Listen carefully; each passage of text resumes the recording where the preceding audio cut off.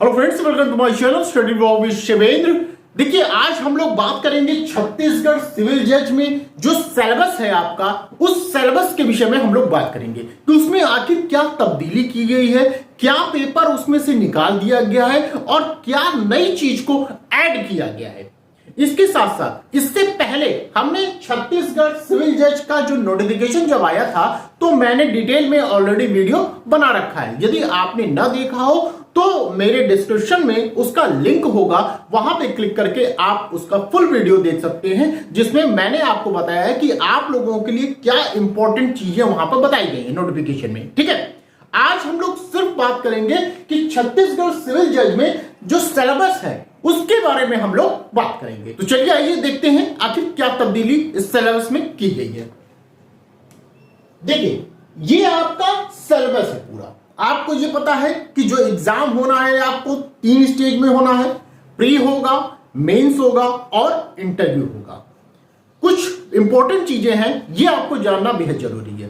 पहली चीज, negative marking का प्रावधान नहीं किया गया है, जीके जीएस नहीं आएगी, ये ध्यान रखिएगा।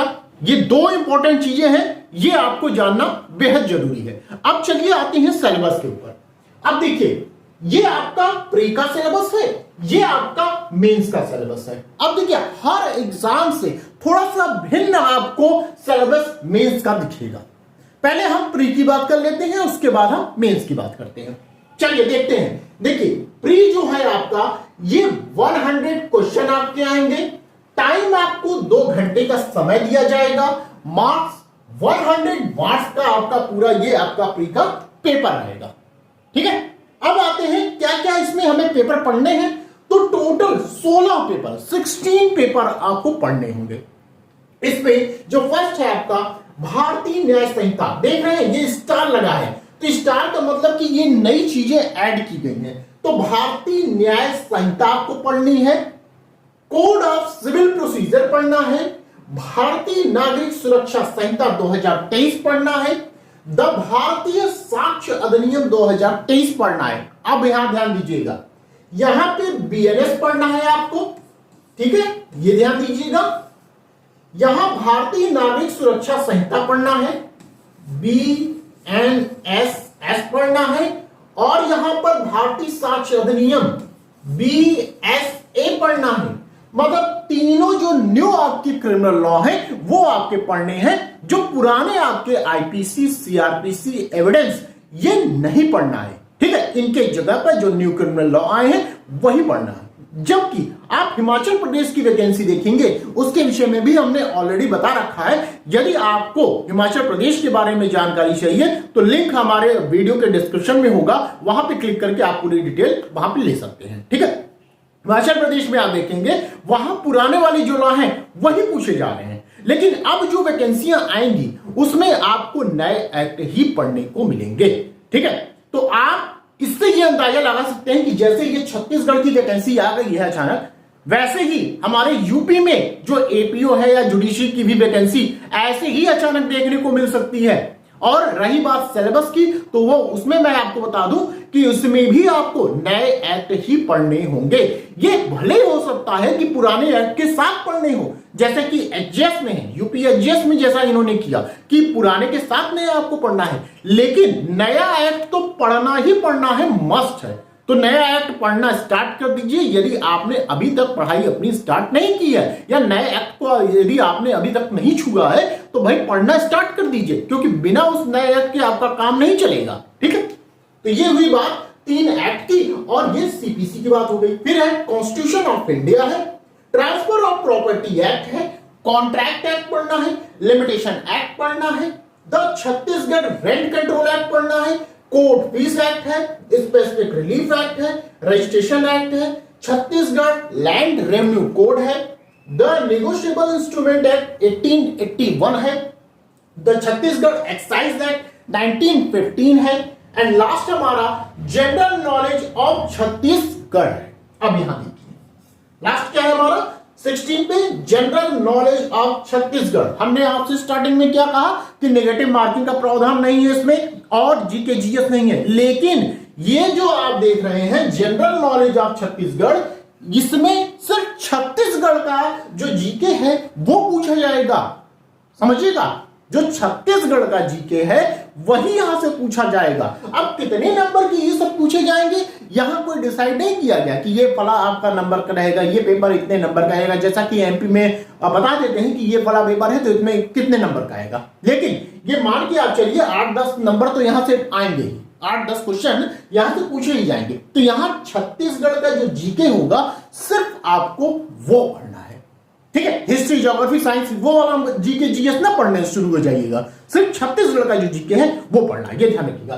तो आपको किस पे फोकस करना है, देखिए एक नई चीज आपको, एक 1 नंबर, 3 नंबर, 4 नंबर, 3 ये और एक ये, तो 3 ये एक 4, ये 4 चीजें आपके लिए नई आई हैं। 3 न्यू क्रिमिनल लॉ आपके आ गए और लास्ट में आपका जो जनरल नॉलेज ऑफ छत्तीसगढ़ है ये भी आपका नया ऐड किया गया है। पहले ये नहीं था, अब के एग्जाम से आपको जनरल नॉलेज ऑफ छत्तीसगढ़ पढ़ना पड़ेगा, ठीक है। तो ये हुई बात किसकी, ये प्रिलिमिनरी है, प्री की। अब हम आते हैं मेंस पे। मेंस में ध्यान दीजिएगा, मेंस आपका 3 घंटे का होगा, मार्क्स 100 रहेंगे, ठीक है।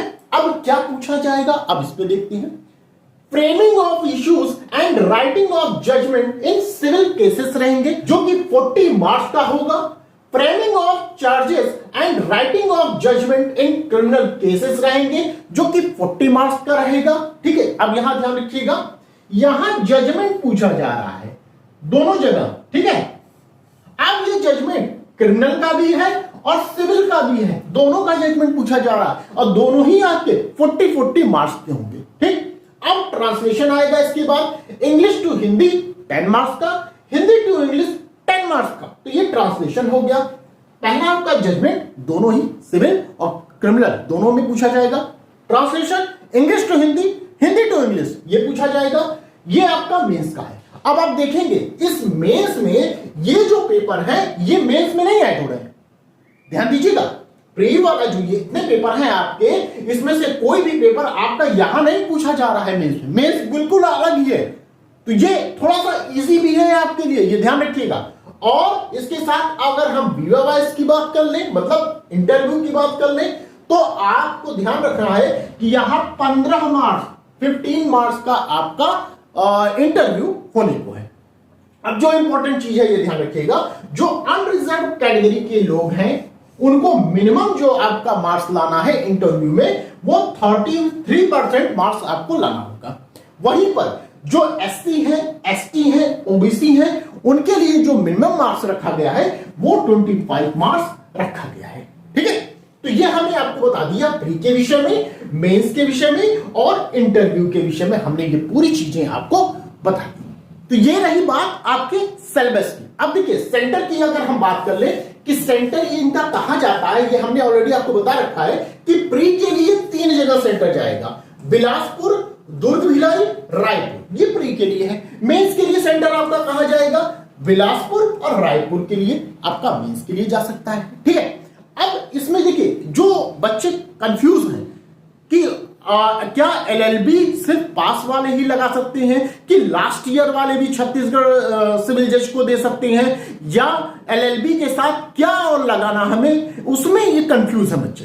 तो मैं आपको क्लियर कर देता हूं, अभी आप समझ लीजिए आपके पास क्या होना चाहिए। ऐसे कौन से बच्चे हैं जो छत्तीसगढ़ सिविल जज का एग्जाम दे सकते हैं, क्या मिनिमम क्वालिफिकेशन होनी चाहिए। अब ध्यान से समझिएगा, पहली चीज आपके पास एलएलबी की डिग्री होनी चाहिए, ठीक है, ये तो मस्ट है, आपके पास एलएलबी की डिग्री होनी चाहिए। लास्ट ईयर वाले, लास्ट सेमेस्टर वाले एग्जाम नहीं दे सकते, ये आप ध्यान रखिएगा। एलएलबी की डिग्री होनी चाहिए आपके पास, प्लस इसके साथ साथ आपके पास बार काउंसिल से रजिस्ट्रेशन आपका होना चाहिए। ये नहीं कहा गया है कि ऑल इंडिया बार काउंसिल, ये नहीं कहा गया, बार काउंसिल कोई भी आपके स्टेट का बार काउंसिल है वहां से आपका रजिस्ट्रेशन होना चाहिए। जैसे यूपी का है हम लोग, तो यूपी बार काउंसिल का हो सकता है, ठीक है, या छत्तीसगढ़ के हैं तो छत्तीसगढ़ बार काउंसिल का हो सकता है, तो उस बार काउंसिल से आपका रजिस्ट्रेशन होना चाहिए। तो ये 2 चीजें मानी गई है, एलएलबी प्लस बार काउंसिल का आपका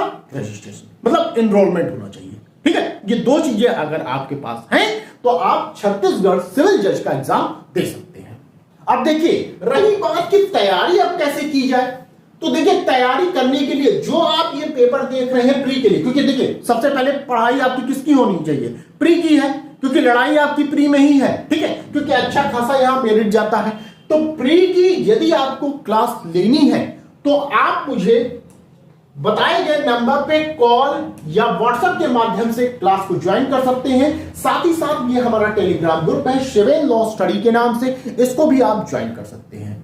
आप देखिए छत्तीसगढ़ सिविल जज में जो भी आप क्लास लेना चाहेंगे, ये जरूरी नहीं कि छत्तीसगढ़ का पूरा आप क्लास ले लीजिए। आप यदि सिंगल पेपर भी लेना चाहेंगे तो आप सिंगल पेपर मुझसे पढ़ सकते हैं। देखिए अभी मैंने ये नहीं पढ़ाया जनरल नॉलेज ऑफ छत्तीसगढ़, ये नहीं पढ़ाया है। अगर आपकी डिमांड होगी, यदि आपको इसकी भी क्लास चाहिए जनरल नॉलेज ऑफ छत्तीसगढ़ की, तो आप मुझे कमेंट करिएगा। अगर ज्यादा डिमांड आती है तो मैं इसकी भी क्लास स्टार्ट कर दूंगा जनरल नॉलेज ऑफ छत्तीसगढ़ की, ठीक है। बाकी जो आपके छत्तीसगढ़ के लोकल एक्ट है वो हमें पढ़ाना है। इसमें मैंने लोकल एक्ट की अगर बात करूं, ये सब तो कंप्लीट हो गए। लोकल एक्ट की बात करूं मैं तो छत्तीसगढ़ रेंट कंट्रोल एक्ट पढ़ाना होगा, बाकी छत्तीसगढ़ लैंड रेवेन्यू कोड और छत्तीसगढ़ एक्साइज एक्ट, ये 3 एक्ट अभी मुझे पढ़ना है, ठीक है। यदि आपको पढ़ना होगा तो आप मुझे कमेंट करिएगा, वैसे ही ये मैं क्लास स्टार्ट कर दूंगा, ठीक है। बाकी इसके अलावा जो भी क्लास चाहिए वो क्लास आपको मिल जाएगी। तो इस तरह मैंने जो भी जानकारी आपको सिलेबस के विषय में दी है, आई होप आप समझ चुके होंगे। और इसी के साथ यदि आपको मेरे द्वारा बताई गई जानकारी पसंद आई है तो प्लीज वीडियो को लाइक कर दीजिएगा, शेयर कर दीजिएगा और चैनल पे यदि आप नए होंगे तो चैनल को सब्सक्राइब कर दीजिएगा। तो बस आज के लिए इतना ही, फिर मिलते हैं नेक्स्ट वीडियो में नेक्स्ट वैकेंसी के साथ। Thank you.